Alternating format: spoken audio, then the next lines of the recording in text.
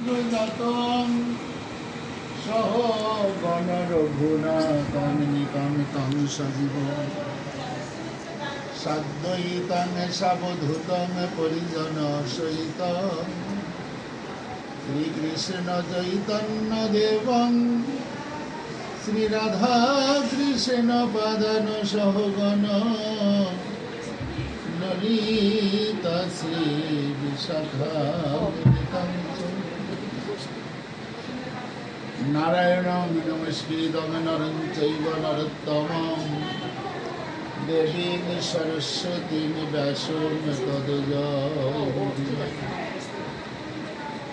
জয় রূপ সনাতন ভট্ট রঘুনাথ শ্রী জীব গোপাল ভট্ট দাস রঘুনাথ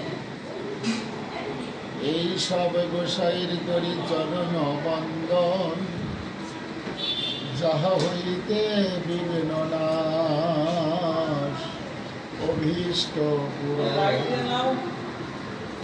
ওম নমো ভগবতে বাসুদেবায় ওম নমো ভগবতে বাসুদেবায় ওম নমো ভগবতে বাসুদেবায়। ভাগবতের রচয়িতা শ্রীল কৃষ্ণ দ্বৈপায়ন দাসের চরণে আমি করি করি প্রণাম করি। ভাগবতের একনিষ্ঠ শ্রোতা ব্রহ্ম সাবগ্রস্ত এবং প্রায় উপবেশনরত শ্রীল রাজা পরীক্ষিত মহারাজের চরণে আমার করি উপস্থিত ভক্তমণ্ডলী সকলের চরণে আমার ধন্যবাদ।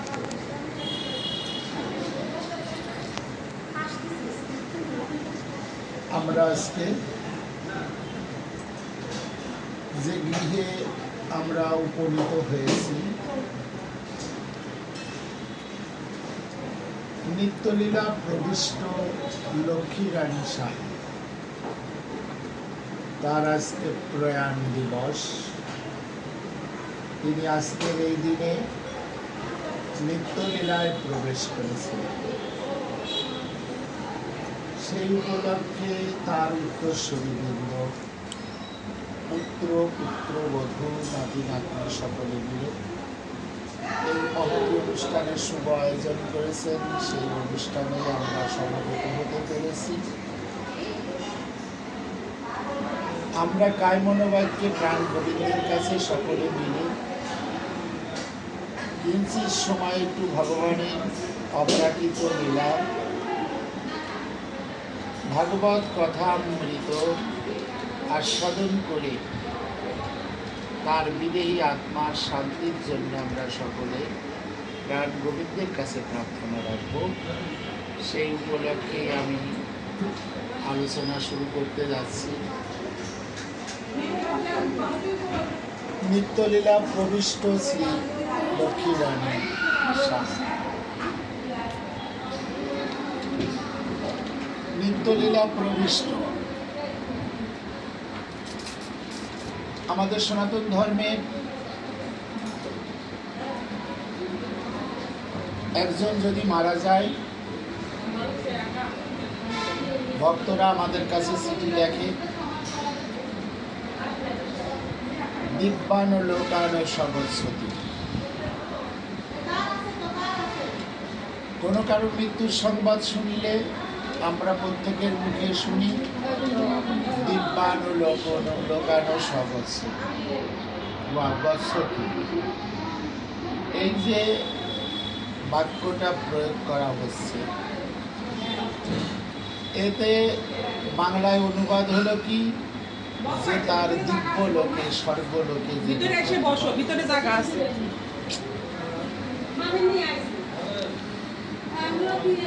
তার স্বর্গলোকে যেন গতি হয়।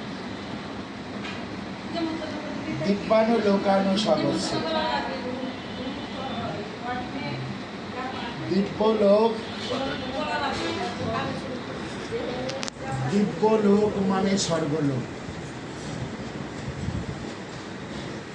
আমার পিতামাতার স্বর্গে স্থিতি হোক, আমার পিতামাতা যেন স্বর্গে গমন করে। অনেকেই মনে করেন যে আমার পিতামাতা স্বর্গে গেলে মনে হয় ভালো হয়, আমার পিতামাতা স্বর্গে গেলে মনে হয় ভালো হয়। এই জন্য আমরা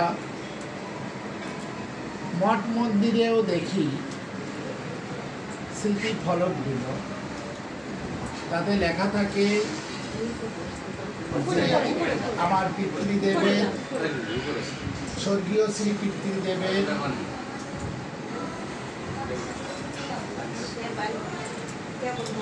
স্মৃতি রক্ষার্থে পুত্র পুত্রবধূ অমুক অমুক এরকমটা লেখা থাকে।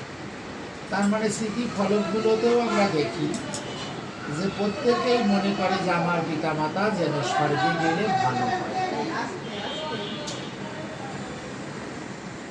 আমার পিতামাতা স্বর্গে গেলে মনে হয় ভালো হয়, সেজন্য সকলেই নামের পূর্বে স্বর্গীয় শ্রী অমুক।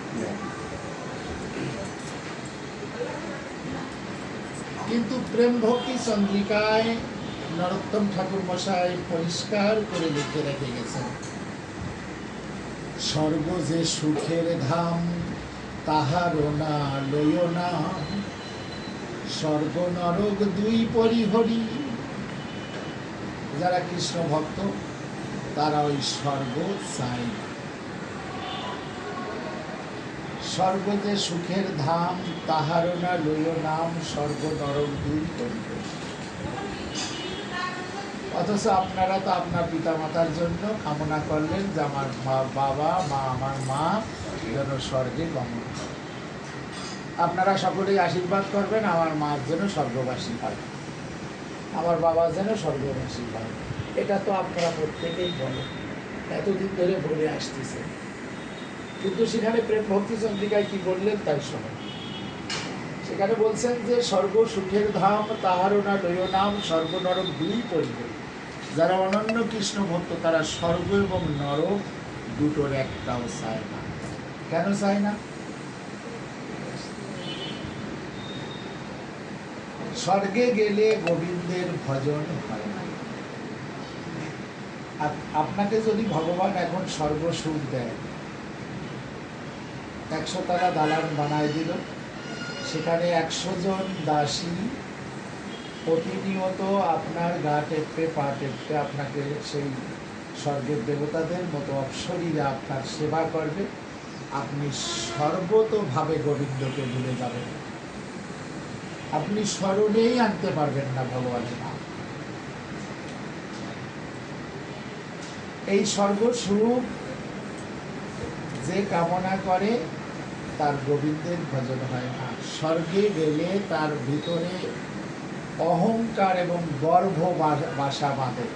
সে যদি দেবতা হয়ে যায় তারও অহংকার বাড়বে। অতএব স্বর্গলোকে যদি আপনি যান, সেখানে আপনার গোবিন্দের ভজন হবে না। আপনি একটা পুণ্যের কাজ করলেন, অমোঘ স্বর্গে আপনার 10 বছর বাস হল। 10 বছরের পুণ্য শেষ হলে মায়ার জন্মদ্বীপে 80 লক্ষ প্রকার জন্মের যে কোনো জন্মে আপনার আবার জন্ম হবে। আপনি একটা পাপ কাজ করলেন, 81 নরককুণ্ড, তার যে কোনো নরককুণ্ডে আপনার 10 বছর সাজা দেবে। ওই 10 বছরের সাজা শেষ হয়ে গেলে কর্ম অনুযায়ী 80 লক্ষ প্রকার জন্মের যে কোনো জন্মে আবার আপনার জন্ম হবে। সেখান থেকে আবার 80 লক্ষ জন্ম ভ্রমণ করবেন, তারপরে মানব জন্ম হবে। অতএব স্বর্গ গেলেও সেখান থেকে ফেরত আসা লাগবে, নরকে গেলেও সেখান থেকে আপনার ফেরত আসা লাগবে। কিন্তু কৃষ্ণ ভক্তরা যেখানে যেতে চায় সেখানে গেলে আর আসা যাওয়া থাকবে না। সেটা কোথায়? সেটা কোথায় বলো না? নিত্য লীলায়, নিত্য গোলক বৃন্দাবন, যেখানে ভগবান নিত্য অবস্থান করে, সেই নিত্য গোলক বৃন্দাবনে সেটা হলো নিত্য লীলা, প্রতিদিন যেখানে নিত্য লীলা চলছে, যেখানে ভগবান নিত্য অবস্থান করছেন, তার নিত্য সেবকগণ প্রতিনিয়ত তার সেবা করছে। যারা নিত্য লীলায় প্রবেশ করে তারা সখীর আনুগত্যে অনাদিকাল গোবিন্দের সেবা করে, তারা পার্শ্বদ গতি লাভ করে। ভগবান যেমন শাশ্বত, তার পার্শ্বদগণ এবং শাশ্বত গতি লাভ করে। এজন্য পূর্বে যারা এবেও তারা। ভগবান যখন গোলক বৃন্দাবনে থাকেন তখন তার পার্শ্বদরা, তারা নিত্যলীলায় যারা আছে, সেই সেবকগণ, পিতা মাতা, কান্তা, বন্ধু, সুহৃদবর্গ সকলে গোবিন্দের সেবা করে, এটাই তাদের কাজ। যখন ভগবান লীলা করতে মত্তে আসে তখন ওই নিত্যলীলার যারা পার্শ্বদ তাদেরকে ভগবান আগে প্রেরণ করে, আগে পাঠায়। তার শেষে ভগবান আসেন।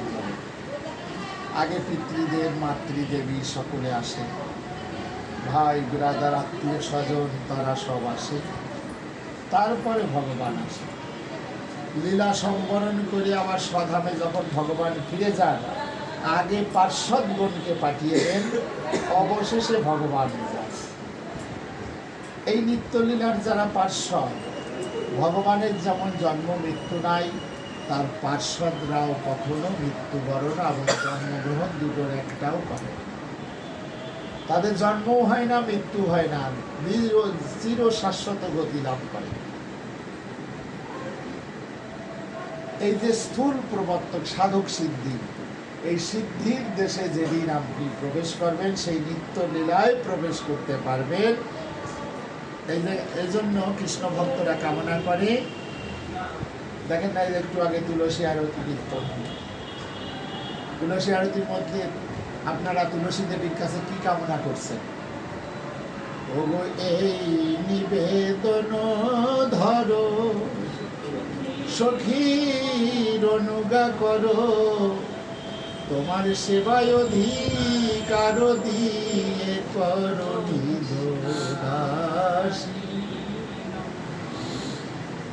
তুলসী দেবীর কাছেও তো কামনা করছে, এই নিবেদন ধরো, সখীর অনুজ্ঞা করো। সখীর আনুগত্যে গোবিন্দের সেবা করবে, এই দাসী অভিমান, দাস অভিমান কৃষ্ণ ভক্তরা কামনা করে। সেই দাস এবং দাসী হয়ে যেদিন আপনি নিত্যলীলায় প্রবেশ করবেন, সেদিন আপনি ওরকম শাশ্বত গতি লাভ করবেন। আপনার জন্য আপনার ছেলে মেয়েদের ওই মৃত্যুবার্ষিকীর অনুষ্ঠান আর করা লাগবে না, কেননা আপনার তো মৃত্যু হবে না। যদি আপনি শাশ্বত গতি লাভ করতে পারেন, আপনার তো মৃত্যু হবে না, অতএব মৃত্যুবার্ষিকী করা লাগবে। মৃত্যুবার্ষিকী করা লাগবে না। মৃত্যুবার্ষিকীটা হলো কি?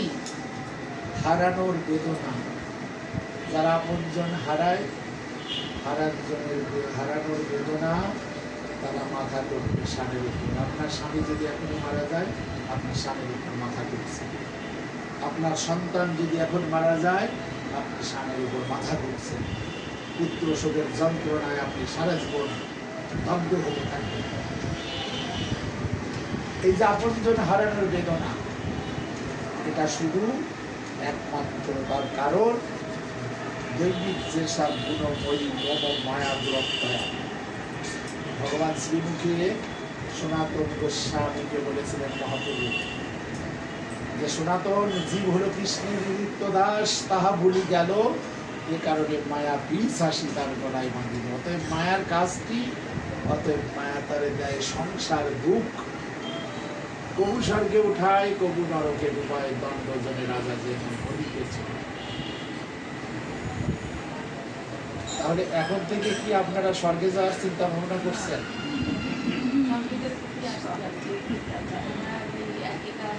স্বর্গে যাবেন?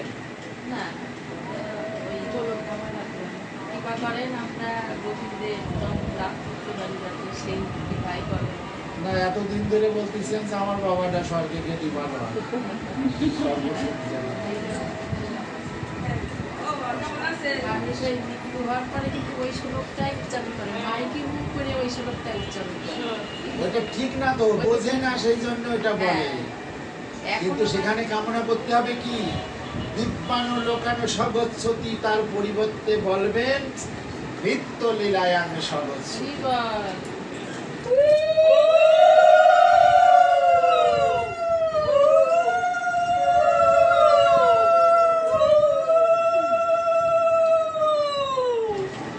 নিত্য লীলায়াং সগচ্ছতি, এই যে স্বর্গ সুখ আমরা কামনা করছি, একটু আগে বলে দিলাম যে স্বর্গে গোবিন্দের ভজন হয় না, সুখের আতিশয্যে গোবিন্দের ভজন, নরকের যন্ত্রণায় গোবিন্দের ভজন হয় না। গোবিন্দের ভজন নরকে হয় না, স্বর্গে হয় না। এইটুক পূরণ করে ফেলো মায়েরা, এইটুক পূরণ করো। স্বর্গে গেলে গোবিন্দের ভজন হয় না কেন? স্বর্গ সুখের মধ্যে গোবিন্দের নাম আপনি স্মরণে আনতে পারবেন না। শ্রীমদ্ ভগবত গীতায় অর্জুনের প্রশ্নের উত্তরে ভগবান বলেছিলেন যে এই যে পত্র পুষ্প ফল জল আমার সামনে নিবেদন করে, আমার তো ক্ষুধা তৃষ্ণা আহার নিদ্রা নাই, আমি তো ওই পত্র পুষ্প ফল জল খাই না। আমার ক্ষুধা নাই, তৃষ্ণা নাই, আহার নাই, নিদ্রা নাই। ভগবান নিজে শ্রীমুখে বলেছেন আমার ক্ষুধা তৃষ্ণা আহার নিদ্রা নাই। কিন্তু ওই দিন ওই কথা বললে অর্জুন প্রশ্ন করেছিল ভগবানের কাছে যে জগতে কত ভক্ত, তোমার সামনে যে পত্র পুষ্প ফল জল নিবেদন করে চোখের জলে ভেসে যায়, তখন তুমি কি করো? ওগুলো খাও না? ওই দিন প্রাণ গোবিন্দ যদি বলতেন অর্জুনকে যে আমি খাই, তাহলে আপনারা কি গোবিন্দের পুজো দিতেন? গোবিন্দের সেবা কি দিতেন? ওই দিন যদি ভগবান বলতেন যে আমি খাই না, কিন্তু সেই দিন ভগবান কি বলেছিলেন অর্জুনকে? অর্জুনকে ভগবান ওই দিন বলেছিলেন যে অর্জুন, আমার ক্ষুধা তৃষ্ণা আহার নিদ্রা নাই ঠিকই, কিন্তু আমি খাই ভক্তের ভক্তি অর্ঘ্য। ওই পত্র পুষ্প ফল জলের সঙ্গে যদি ভক্তি অর্ঘ্য মিশ্রিত থাকে, তাহলে ওই ভক্তিটুকু পাওয়ার জন্য ওই পত্র পুষ্প ফল জলও আমার খেতে হয়। কিন্তু ভগবান গ্রহণ করেন ওই পত্র পুষ্প ফল জল। ওই যে অং বং ঠম অনেক মন্ত্র বলে নিবেদন করলে গোবিন্দ খায় না। ভগবান খায় কি? হে গোবিন্দ, আমি কোনো তন্ত্র জানি না, কোনো মন্ত্র জানি না, আমার সামর্থ্য তুমি যতটুকু দিয়েছো, আমি একখানা বাতাসার একটা তুলসী পত্র দিয়েছি, তুমি কৃপা করে গ্রহণ করো বলে 2 ফোঁটা চোখের জল টপ টপ করে থাকে। ওই 2 ফোঁটা চোখের জল হলো গোবিন্দের।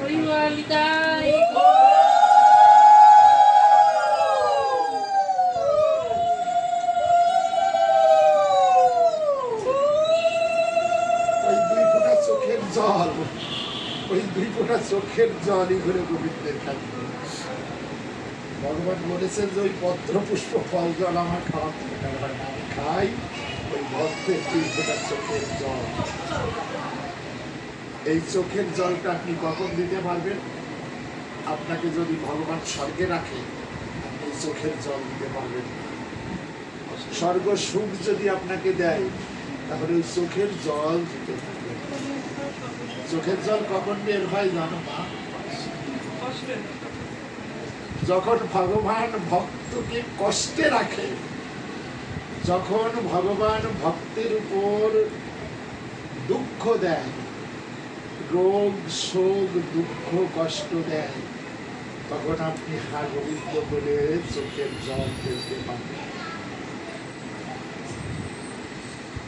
অনেকে বলে গোবিন্দকে তো কম ভালোবাসি না, কিন্তু গোবিন্দ আমাদের দুঃখ কষ্ট ছাড়াই না কোন সময়। গোবিন্দ আমাদের এত যে ভালোবাসি, এত যে সেবা করি, এত যত্ন করি গোবিন্দকে, আমাদের সংসারে সুখই আসে না, আমাদের সংসারে দুঃখই ছাড়ায় না, অনেকেই আমাদের কাছে বলে। কিন্তু এই দেখেন গোবিন্দ ঘোষ ঠাকুরের কাছে ভগবান ওই দিন যে গোড়াচাঁদ মারা গেল, একমাত্র সন্তান গোবিন্দ ঘোষ ঠাকুর গোপীনাথের সামনে মাথা কুটতে কুটতে বলেছিল যে গোপীনাথ সারা জীবন তোমার সেবা করো। সারা জীবন সেবা করে কি আজকে আমি এই ফল পেলাম যে আমার একমাত্র সন্তান তুমি নিয়ে গেলে, আমার জন্য একটা মাধ্যম তুমি রাখলে না যে তোমার আমার মৃত্যুর পরে তোমার আমার গালে একটু জল দেবে, এমন কাউকে তুমি দিলে না। সেদিন গোপীনাথ যখন গোবিন্দ ঘোষ ঠাকুর অচৈতন্য হয়ে পড়েছিল, স্বপ্নাচ্ছলে গোপীনাথ এসে বলেছিলেন যে গোবিন্দ যে করে আমার আশ তারে করি আমি সর্বনাশ, তবু যদি না ছাড়ে পাশ তার হই আমি নাশের নাশ, না দিলে প্রেম 16 আনা কিছুতেই আমার মনে। আমরা যে হাতের পাঁচ ছাড়ি না, দেখবেন নৌকবিলাস লীলা ভগবান যে সখীদের পার করছেন, সেখানে পার ঘাটার নাবিক তো প্রাণ বলে, এটা সখীদের পার করা, ওটা ভগবানের মুখ্য উদ্দেশ্য। সখীদের দিয়ে জগৎকে শিক্ষা দেবে, সেখানে সখীদের দিয়ে ভগবান জগৎকে শিক্ষা দিলেন কি? সখীরা বলছেন যে নাবিক আমাদেরকে পার করে। তখন ভগবান কি বলছেন যে আমার ঘাটে কোটি ছাড়া আমি পার, মানে আমার ঘাটে করি ছাড়া আমি পার করি না, পয়সা করি দিতে হবে তারপরে আমি পার করি, বিনা করিতে আমি পার করি। আপনারা আমরা সকলেই তো গোবিন্দের ঘাটে তো একদিন পার হতে হবে। তা আপনাদের তো, আপনারা ভক্ত যারা, আপনাদের তো পারের করি জোগাড় হয়ে গেছে, কিন্তু আমাদের হয়নি। আপনাদের হয়তো ব্যাংকে আছে করি অনেক, সেই ব্যাংকের করি দিয়ে হয়তো পারে চেক কাটিয়ে দিলে গোবিন্দের কাছে হয়তো চেক দিতে পারে, আপনাদের পার করে দেবে। চেক দিলে হবে না?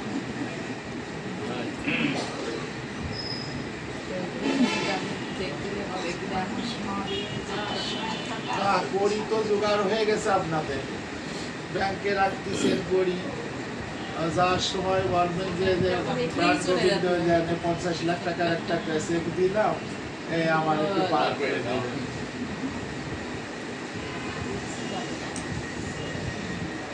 কিন্তু সেখানে সখীদের দিয়ে ভগবান কি বুঝালেন? বললেন যে আমার কাছে মাত্র 1 আনা আছে, তাই 1 আনা দিয়ে আমার পার করো। তখন ভগবান কি বলেছিলেন যে আমি নাবিক 1 আনায়ও পার করি, 2 আনা 3 আনা 4 আনা কত দিতে চেয়েছে, 9 আনা দিতে চেয়েছেন। বলতেছেন যে আমি নাবিক 9 আনা, আমি তো বহুদিনের পুরানা, আমি ওর 9 আনাই পার করি। অবশেষে 15 আনা পর্যন্ত দিয়েছে, কিন্তু গোবিন্দ কি পার করেছিল?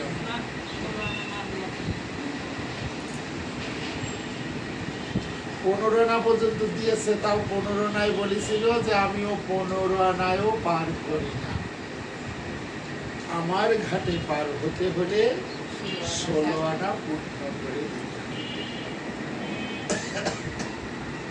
আমার ঘাটে পার হতে হলে 16 আনা পূর্ণ করে দিতে হবে, না হলে আমিও পার করতে পারবো।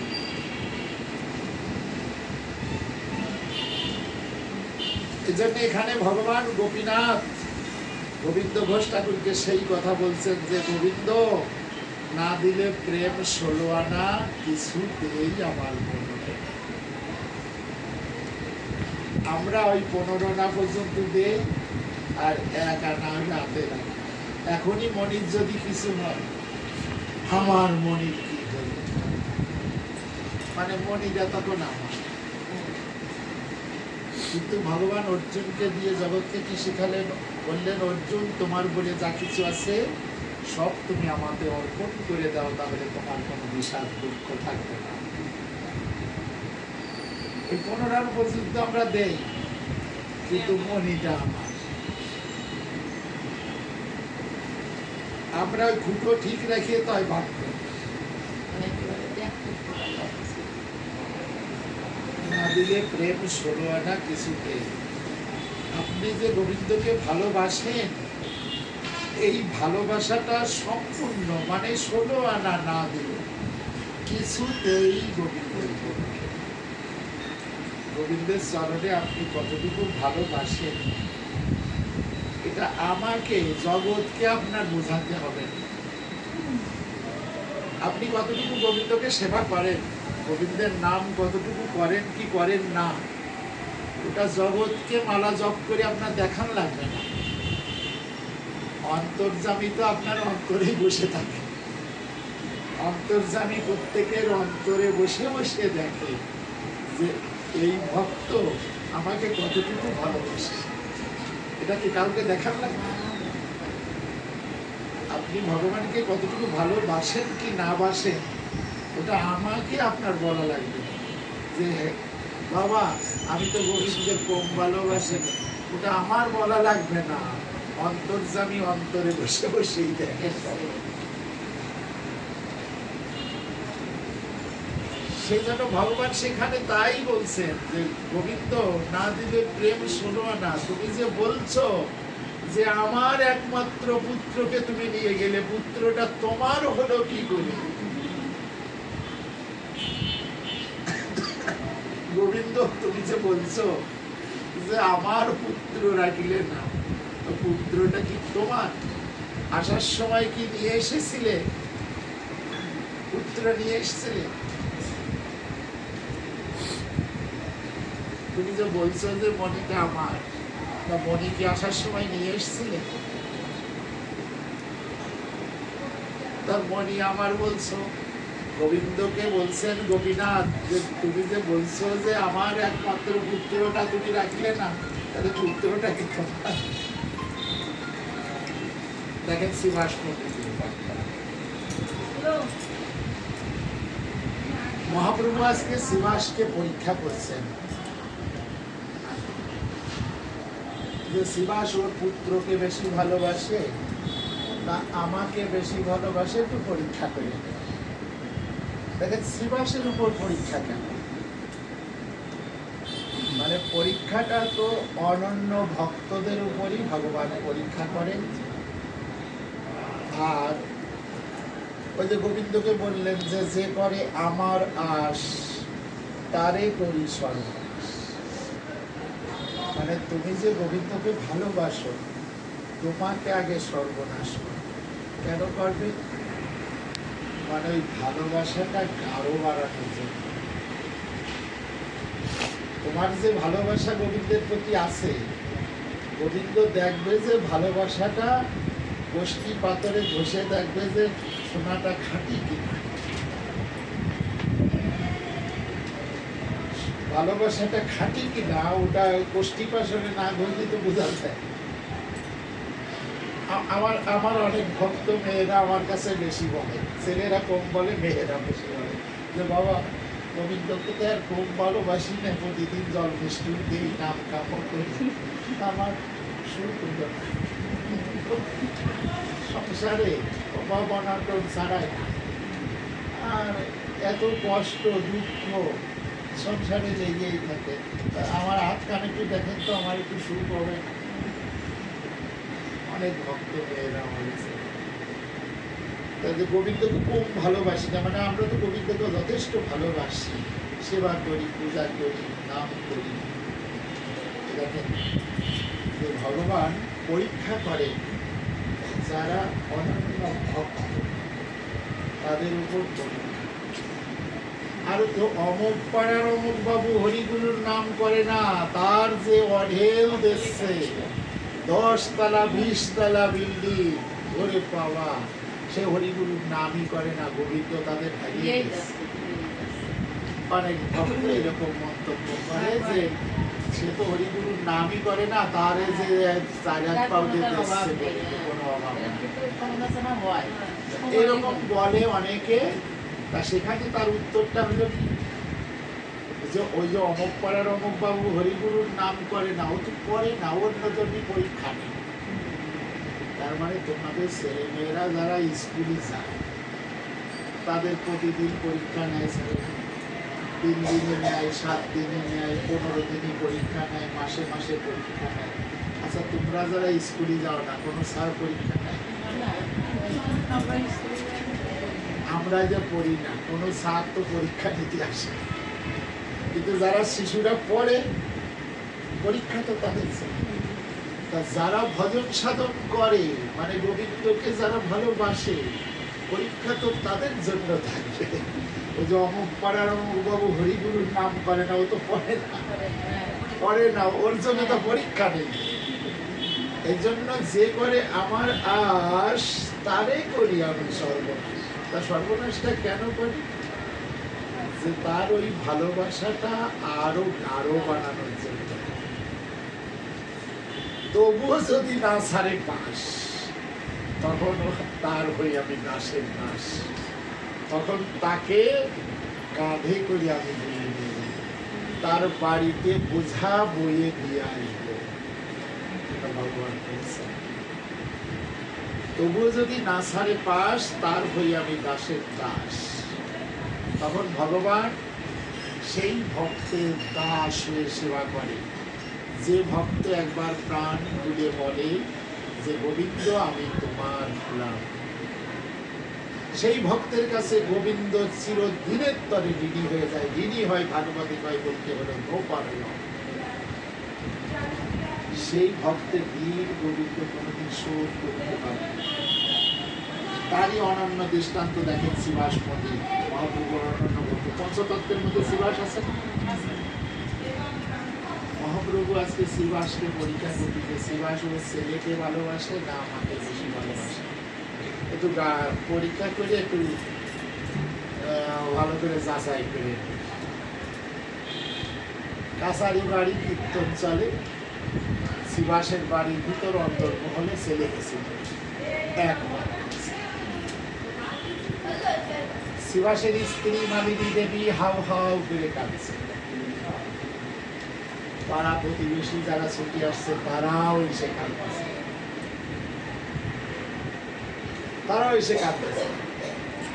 শিবাস কীর্তনের দিকে এসে বললেন, এই তোমরা চুপ করো, কেউ কাঁদতে পারবে না। স্ত্রী বললেন, মুখ বন্ধ করো, মহাপ্রভু যে কীর্তন করছেন তার কীর্তনের জন্য করবে না, কোনো ব্যাঘাত যেন না হয় কীর্তনে, মুখ বন্ধ করো। স্ত্রীকে পর্যন্ত মুখ বন্ধ করে শিবাস গিয়ে মহাপ্রভুর সঙ্গে আবার কীর্তন করছে। বাড়ির মধ্যে ছেলে মরে রয়েছে, আর শিবাস গিয়ে কীর্তন করছে আবার। পারবা? বাড়ির মধ্যে ছেলে মরে থাকবে, কাছারি বাড়ি গিয়ে শিবাস আবার মহাপ্রভুর সঙ্গে কীর্তন করছে। তখন মহাপ্রভু দেখলো শিবাস তো পরাস্ত হইল না। তাকে প্রথম পরীক্ষা, মাধ্যমিক পরীক্ষায় পাশ করে গেল, তাদেরকে একটু মাস্টার্স পরীক্ষা নিয়ে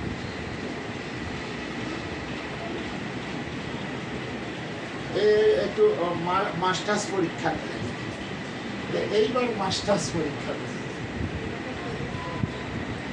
শিবাস আজকে তো কীর্তনে ভালো আনন্দ হচ্ছে না, ওই জায়গায় বসে না, আজকে কীর্তনে ভালো আনন্দ হচ্ছে না, বুঝাই পাই? হ্যাঁ, কীর্তনে ভালো আনন্দ হচ্ছে না।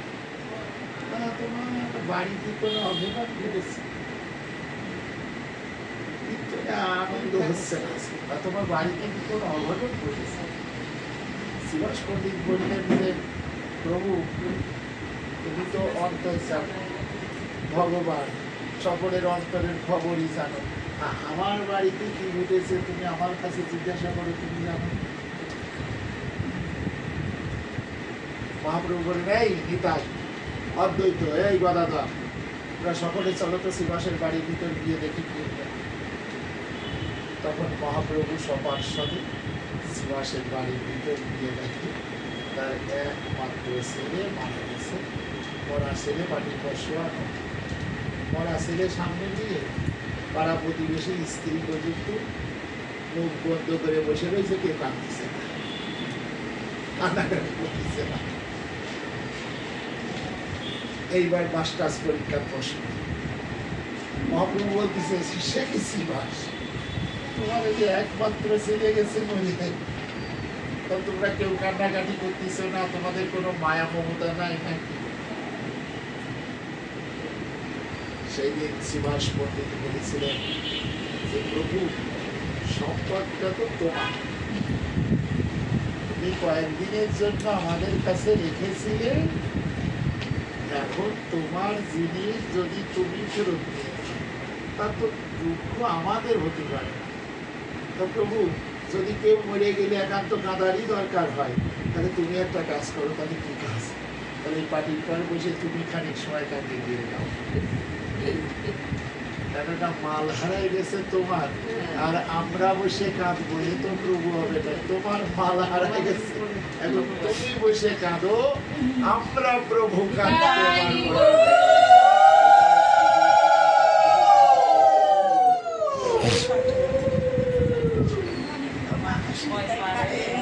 দেখেন, অনন্য ভক্তদের সঙ্গে আমাদের পার্থক্য হলে থাকে।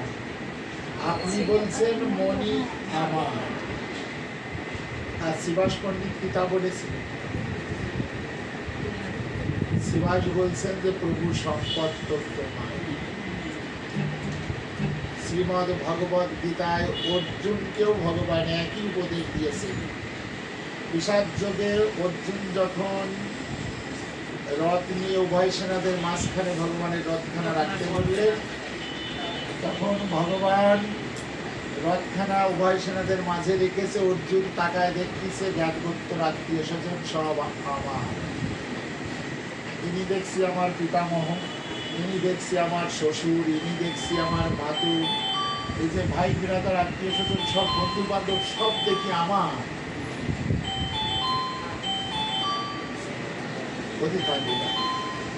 এ দেখছি সব আমার।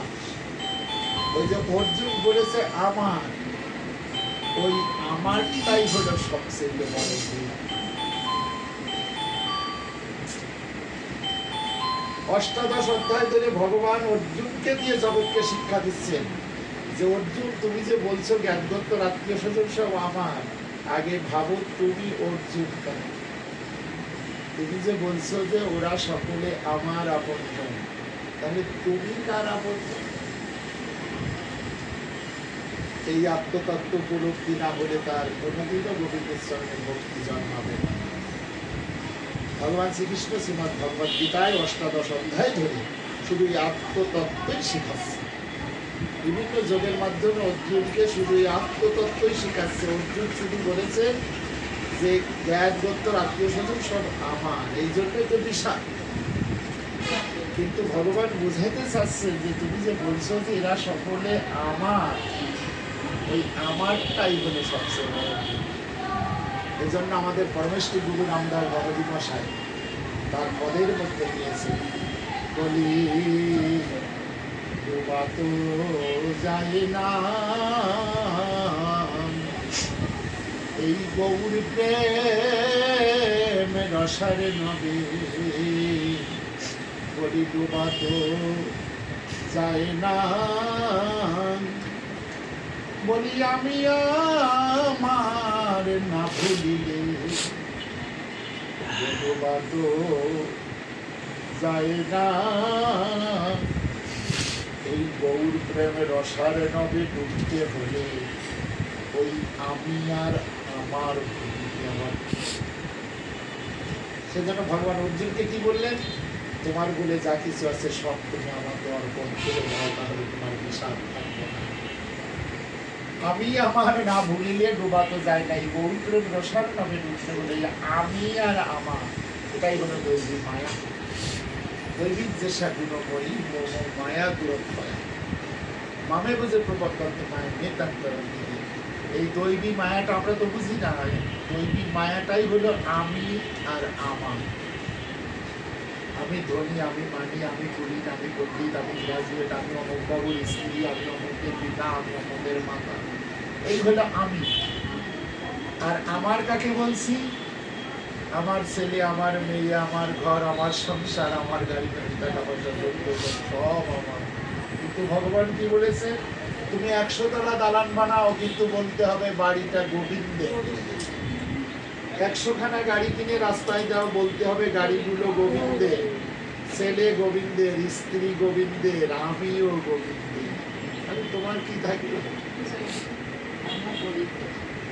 সেজন্য গোবিন্দ বলছেন যে তোমার মধ্যে যা কিছু আছে সব তুমি আমাকে অর্পণ করে দাও, তোমার কোনো দুঃখ বিষাদ থাকবে না। কিন্তু আমরা যে হাতের পাশ ছাড়ি না, বলি আমার, ওই আমারটাই হলো ভুলতে হবে। ওই আমার যতদিন ভুলতে পারবেন না, ততদিন গোবিন্দের চরণে ভক্তি উজাড়। আমি আর আমরা যে স্বর্গসুখ আলোচনার শুরুতে বলেছিলাম যে আমরা যে স্বর্গটা চাচ্ছি, এই স্বর্গটা আমাদের সৃষ্টিকর্তা ব্রহ্মা পর্যন্ত চাই না। দেখেন গোষ্ঠলীলার মধ্যে আমাদের সৃষ্টিকর্তা ব্রহ্মা ভগবানের ধেনুবৎস রাখাল বালকগণ চুরি করেছে। ধেনুবৎস রাখাল বালকগণ চুরি করে নিয়ে পাহাড়ের গুহায় পাথর চাপা দিয়ে ঢেকে রেখেছে। ব্রহ্মা তার মায়া দ্বারা ধেনুবৎস রাখাল বালক চুরি করেছে। দেখি ভগবান খুঁজতে আসে কিনা, কিন্তু অন্তর্যামী সঙ্গে সঙ্গে টের পেয়ে ওই রাখাল বালক ধেনুবৎস আর ভগবান খুঁজতে গেলেন না। মুহূর্তের মধ্যে লক্ষ লক্ষ রাখাল বালক ধেনুবৎস আবার সৃজন করে নিলেন। ওই যে কটা চুরি করেছে ব্রহ্মা, ওর একটাও খুঁজতে যাই। পাহাড়ের গুহায় পাথর চাপা দিয়ে ঢাকা, একটাও খুঁজতে গেল না। মুহূর্তের মধ্যে আবার বানানো, যার যেমন স্বভাব ছিল। থাক মা, বসো, একটু দাঁড়ায় থাকো, তারপর আবার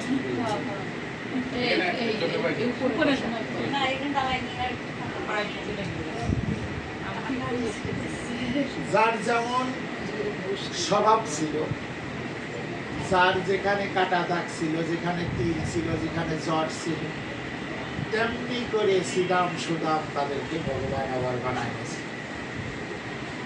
ওইসব রাখাল বালকরাই লক্ষ লক্ষ ধেনুবৎস নিয়ে গোষ্ঠীর থেকে বাড়ি গেছে।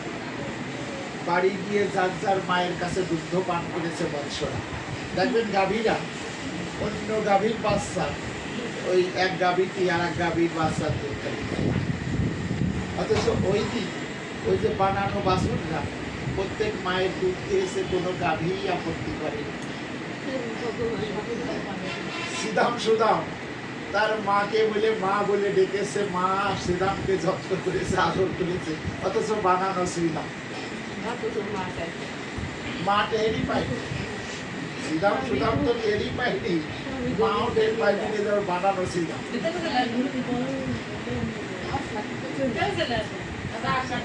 মা টেরই পায়নি যে বানানো শ্রীরাম। বসে ওই জায়গায় বসে মা টেরই পায়নি যে বানানো শ্রীরাম। তারপরে কি হলো, সেই ধেনুবৎস রাখাল বালকগণ ভগবান যখন আর খুঁজতে গেলেন না, তখন কি হলো, ভগবান তো খুঁজতে এলো না। তা আমি এই মুহূর্তে একটু ব্রহ্মলোক থেকে ঘুরে আসি। ব্রহ্মা তখন ব্রহ্মলোকে ঘুরতে গেছে। প্রধান যে গেট, দারোয়ান সঙ্গে সঙ্গে দাঁড়ান, কোথা থেকে এসেছেন, আপনার পরিচয়। গেটে দারোয়ানরা বলে না আপনার পরিচয় দিন। কি তোমাদের কাছে আমার পরিচয় দেবো? তোমরা আমার দারোয়ান, দ্বারপাল তোমরা, আর আমি এই ব্রহ্মাণ্ডের ব্রহ্মা, তোমাদের কাছে আমার পরিচয় দেবো, তাহলে আমার আর মান সম্মান থাকে কোথায়? তখন তারা দ্বারপালরা বলছেন আপনার কথা তো আমরা ভালো বুঝতে পারতেছি না। কেন বুঝতে পারতেছে না? এই ব্রহ্মাণ্ডের ব্রহ্মা আমি, চতুর্মুখ ব্রহ্মা। তখন দ্বারপালগণ বলছে যে আপনি যদি আমাদের ব্রহ্মা হবেন তাহলে ওই দেখুন আমাদের ব্রহ্মা সিংহাসন আলো করে বসে আছে, ওই দেখুন। আগেই বানাই দিয়েছে। সব গোবিন্দের লীলা। ওই দেখুন আমাদের যিনি চতুর্মুখ ব্রহ্মা, ওই দেখুন সিংহাসন আলো করে বসে আছে। অতএব আপনি কে?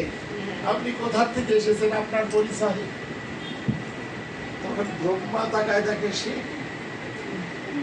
এখানে দেখি চতুর্মুখ ব্রহ্মা আর একজন। তার মানে ব্রহ্মা তখন বুঝলেন যে আমি ভগবানকে পরীক্ষা করতে গেছি, অতএব এই ব্রহ্মাণ্ডে আর একজন চতুর্মুখ ব্রহ্মা নিয়োগ দিয়ে দিয়েছেন ভগবান। আর একজন ব্রহ্মা নিয়োগ প্রাপ্ত হয়ে গেছে। তখন ব্রহ্মা কি করলেন? হাউ হাউ করে কাঁদতে কাঁদতে ছুটে চলে গেছেন সেই বৃন্দাবনে। সেই বৃন্দাবনে ছুটে গিয়ে তখন বৃন্দাবনে ছুটে গিয়ে যেখানে ভগবান ধেনুবৎস চারণ করছিলেন সেখানে ভগবানকে গিয়ে দণ্ডবত প্রণাম করে ব্রহ্মা তখন স্তব করছেন যে হে গোবিন্দ,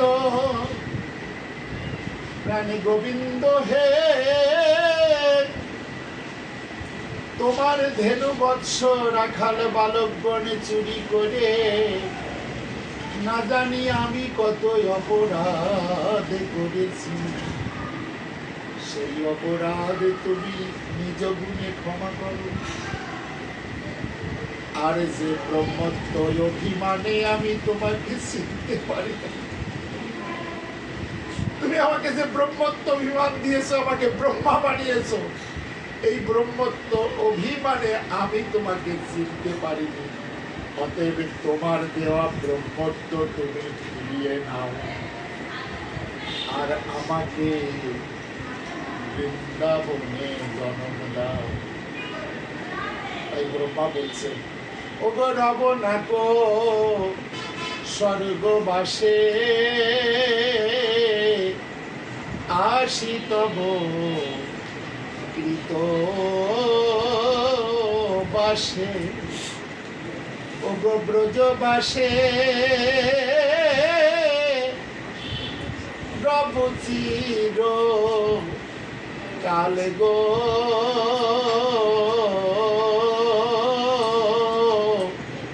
বলি ব্রজবাসে রব চিরকাল, বলি স্বর্গবাসার চাই না প্রভু, বলি বৃন্দাবনে বৃন্দাবনে ওগো জনম দাও গো, বলি স্বর্গবাসার, ওগো স্বর্গবাসার চাই না প্রভু, প্রভু গো বলি আমায় বৃন্দাবনে জন্ম দাও। তবে বৃন্দাবনে মানুষের মতো যোগ্যতা হয়তো আমার নাই।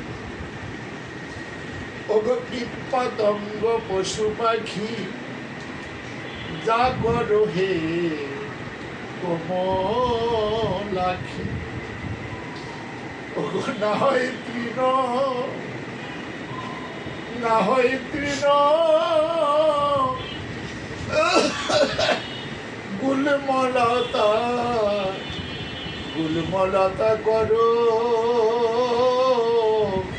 বলি না হয় তৃণ গুলমলতা করো। পশু পাখি করি ওগো জনমে দাও গো,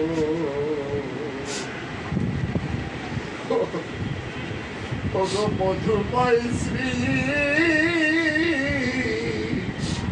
বৃন্দাবনে, ওগো পশু পাখি করি জনম দাও গো, ওগো মধুময় শ্রী বৃন্দাবনে, ওগো আসতে যেতে ভক্তের চরণ পাবো, ওগো মধুময় শ্রী বৃন্দাবনে, বলি আসতে যেতে ভক্তের চরণ পাবো,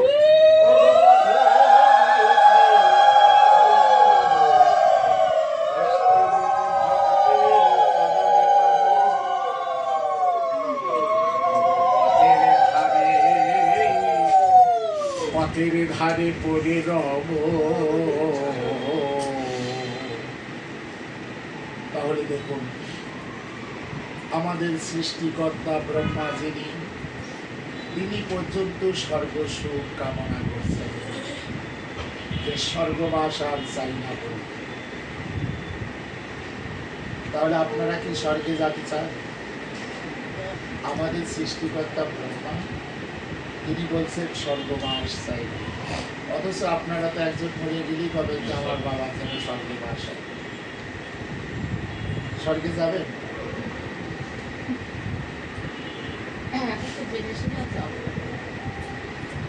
স্বর্গবাস আমাদের সৃষ্টিকর্তা ব্রহ্মা, আমাদেরকে যিনি সৃষ্টি করেছেন সেই সৃষ্টিকর্তা ব্রহ্মা বলছেন স্বর্গবাস চাই।